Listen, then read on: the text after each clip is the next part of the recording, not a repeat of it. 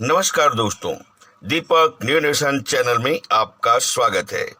क्यों मनाते हैं नवरात्रि, जानिए विजयादशमी से जुड़ी पौराणिक कथा।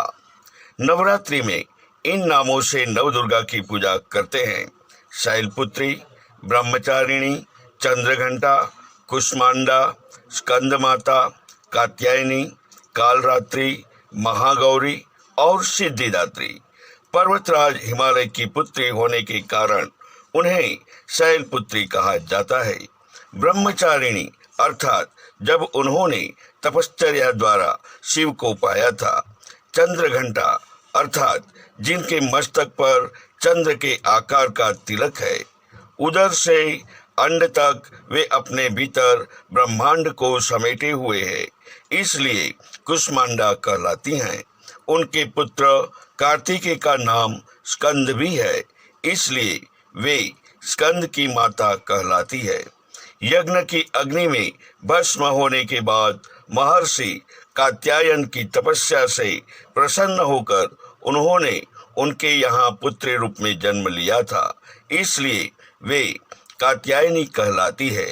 कहते हैं कि कात्यायनी ने ही महिषासुर का वध किया था, इसलिए उन्हें महिषासुर मर्दनी भी कहते हैं। इनका एक नाम तुलजा भवानी भी है।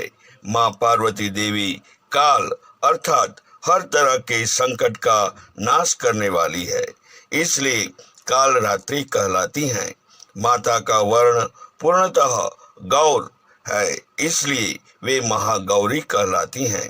जो भक्त पूर्णतः उन्हीं के प्रति समर्पित रहता है, उसे वे हर प्रकार की सिद्धि दे देती हैं, इसलिए उन्हें सिद्धिदात्री कहा जाता है। शास्त्रों में नवरात्र पर्व मनाए जाने की दो पौराणिक कथाएं हैं।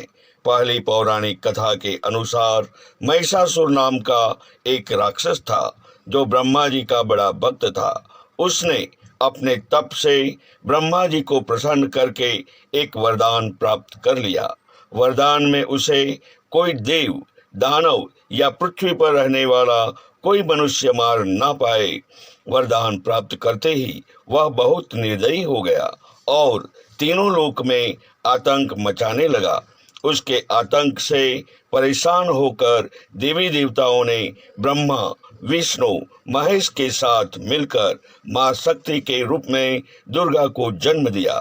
माँ दुर्गा और महिषासुर के बीच 9 दिनों तक भयंकर युद्ध हुआ और 10वें दिन माँ दुर्गा ने महिषासुर का वध कर दिया। इस दिन को अच्छाई पर बुराई की जीत के रूप में मनाया जाता है।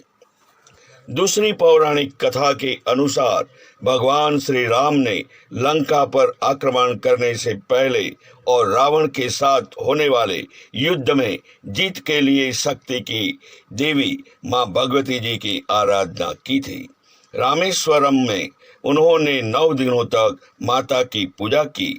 उनकी भक्ति से प्रसन्न होकर मां ने श्री राम को लंका में विजय प्राप्ति का आशीर्वाद दिया। 10वें दिन भगवान राम ने लंका नरेश रावण को युद्ध में हराकर उसका वध कर लंका पर विजय प्राप्ति की। इस दिन को विजयदशमी के रूप में जाना जाता है। धन्यवाद।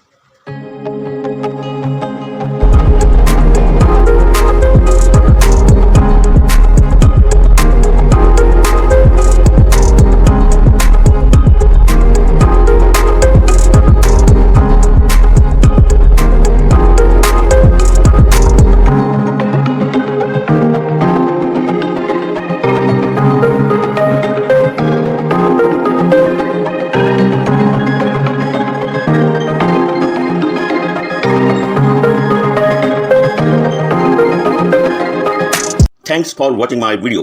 अगर आप हमारी दीपक न्यू नेशन चैनल से पहली बार जुड़े हैं तो ऐसे कई वैविध्यसभर वीडियो देखने के लिए हमारे चैनल को अभी सब्सक्राइब करें और वीडियो को लाइक एवं दोस्तों में शेयर करना न भूलें। धन्यवाद।